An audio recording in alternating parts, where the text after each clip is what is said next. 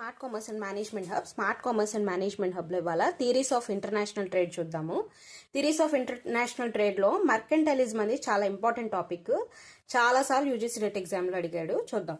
మర్కంటైలిజం is an economic theory that was popular from 16th to 18th century.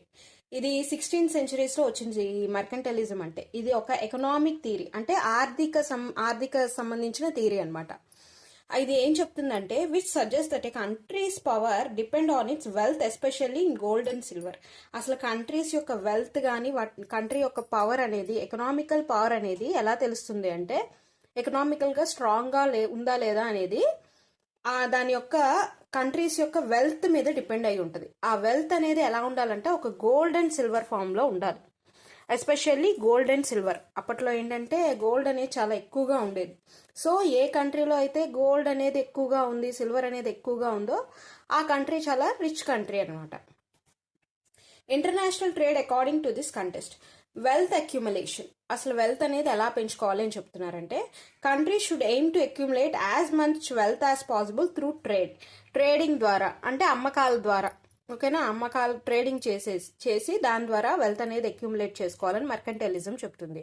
అదేవిధంగా trade balance అంటే ఏంటి అంటే a country should export more goods, అంటే ఎక్కువ exports అనేవి చెయ్యాలి దాన్ ఇట్స్ ఇంపోర్ట్స్. ఇంపోర్ట్స్ అంటే ఏంటి?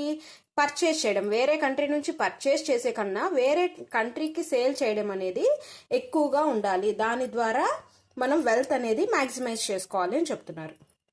Government rule. The government should actively regulate the economy, promote exports, protect domestic countries through tariffs. అప్పట్లో ట్యాక్సెస్ బదులు టారిఫ్స్ ఉండేవన్నమాట.